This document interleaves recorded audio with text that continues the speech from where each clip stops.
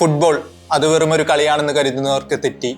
ചിലപ്പോഴൊക്കെ അത് യുദ്ധക്കളത്തെക്കാൾ വലിയ രാഷ്ട്രീയ ഭൂമികയായി മാറാറുണ്ട്. ഹിറ്റ്ലറുടെ നാസിപ്പട തോക്ക് ചൂണ്ടി ഭരിച്ച 1942 രക്തരൂഷിതമായ ഫുട്ബോൾ മൈതാനം, അവിടെ നിന്ന് നേരെ 2026 വരാം.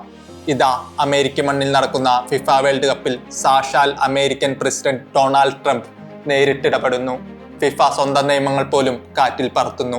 വർഷങ്ങൾക്കിപ്പുറം ഈ രണ്ട് സംഭവങ്ങളും തമ്മിൽ എന്താണ് ബന്ധം എന്നല്ലേ നിങ്ങളിപ്പോൾ ചോദിക്കുന്നത്? അഡോൾഫ് ഹിറ്റ്ലറും ഡൊണാൾഡ് ട്രംപും കളി മൈതാനങ്ങളെ എങ്ങനെയാണ് തങ്ങളുടെ അധികാരത്തിന്റെ ചിഹ്നങ്ങളാക്കാൻ നോക്കിയത്? ഇന്ന് നമ്മൾ സംസാരിക്കുന്നത് ഫുട്ബോൾ ചരിത്രത്തിലെ ഏറ്റവും വിവാദപരമായ ആ ഡെത്ത് മാച്ചിന്റെ യഥാർത്ഥ സത്യത്തെക്കുറിച്ചും ഇന്നത്തെ ഫിഫ വേൾഡ് കപ്പിൽ ട്രംപ് നടത്തുന്ന വമ്പൻ രാഷ്ട്രീയ കളികളെ കുറിച്ചുമാണ്. ആദ്യം നമുക്ക് 1942 പോകാം. രണ്ടാം ലോക മഹായുദ്ധം കൊടുമ്പിരിക്കൊണ്ടിരിക്കുന്ന സമയം നാസിപ്പട സോവിയറ്റ് ഉക്രൈൻ പിടിച്ചടക്കി വെച്ചിരിക്കുകയാണ്. അവിടെയുള്ള പ്രശസ്തമായ ഡൈനാമോ കീവ് ക്ലബിലെ ഫുട്ബോൾ കളിക്കാരെ ജർമ്മൻകാർ തടവുകാരാക്കി മാറ്റുകയും ക്രൂരമായ പണികൾ ചെയ്യിപ്പിക്കുകയും ചെയ്തു.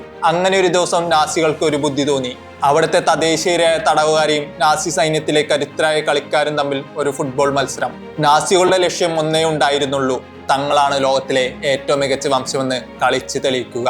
ഉക്രൈനിയക്കാരുടെ ആത്മവിശ്വാസം തകർക്കുക. ചോര തുപ്പുന്ന നാസി തോക്കുകൾക്ക് മുന്നിൽ ജീവൻ പണയം വെച്ചാണ് ഉക്രൈനിയൻ താരങ്ങൾ ബൂട്ട് കിട്ടിയത്. കളി നിയന്ത്രിച്ച റഫറി പോലും ഒരു നാസി ഓഫീസറായിരുന്നു. നിങ്ങൾ തോറ്റു തരണം, ഇല്ലെങ്കിൽ കൊല്ലും എന്നായിരുന്നു അയാളുടെ ഭീഷണി. പക്ഷേ അവർ തോറ്റു കൊടുക്കാൻ ഒരുക്കമല്ലായിരുന്നു. മരിക്കുമെന്നറിഞ്ഞിട്ടും അവർ നാസികളുടെ വലയിലേക്ക് ഗോളുകൾ അടിച്ചു കയറ്റി 5-3 നാസിപ്പടയെ അവർ നാണം കെടുത്തി തോൽപ്പിച്ചു.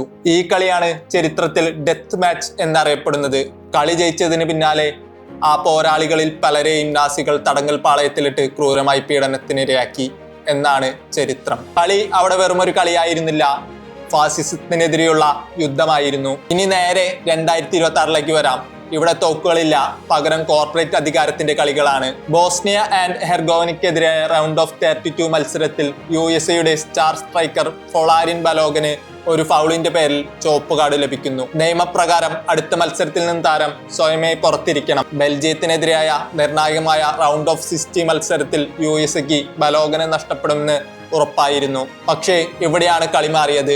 US പ്രസിഡന്റ് ഡൊണാൾഡ് ട്രംപ് നേരിട്ട് ഫിഫ മേധാവി ഇൻഫാന്റിനോട് കേസ് പുനഃപരിശോധിക്കാൻ ആവശ്യപ്പെടുന്നു. തൊട്ടു പിന്നാലെ ഫിഫ അച്ചടക്ക സമിതിയുടെ ആർട്ടിക്കിൾ 27 ഉപയോഗിച്ച് ബലോഗന്റെ ചുവപ്പ് കാർഡ് സസ്പെൻഷൻ താൽക്കാലികമായി നിർത്തിവെക്കുന്നു. ബെൽജിയത്തിനെതിരെ കളിക്കാൻ ബലോഗന് അനുമതി ലഭിച്ചു. ഇതേ ലോകകപ്പിൽ രാഷ്ട്രീയത്തിന്റെ കൈപ്പേറിയ മറ്റൊരു വശം അനുഭവിച്ചവരാണ് ഇറാൻ ദേശീയ ടീം. അമേരിക്കയും ഇസ്രായേലും ഇറാനുമായി നിലനിൽക്കുന്ന കടുത്ത രാഷ്ട്രീയ യുദ്ധ സാഹചര്യങ്ങൾ ഈ കളിക്കളത്തെയും ബാധിച്ചു. വിസ പ്രശ്നങ്ങൾ ഭയന്ന് ടൂർണമെന്റിന് തൊട്ടുമുമ്പ് ഇറാൻ ടീമിന് തങ്ങളുടെ ബേസ് ക്യാമ്പ് അമേരിക്കയിലെ അരിസോണയിൽ നിന്നും മെക്സിക്കോയിലെ അതിർത്തി നഗരമായ ടിജുവാനയിലേക്ക് മാറ്റേണ്ടി വന്നു. US മത്സരങ്ങൾ കഴിഞ്ഞുടൻ തന്നെ അവർക്ക് മെക്സിക്കോയിലേക്ക് മടങ്ങേണ്ടി വരുന്ന കടുത്ത ലോജിസ്റ്റിക്കൽ ബുദ്ധിമുട്ടുകളാണ് അവർ നേരിട്ടത്.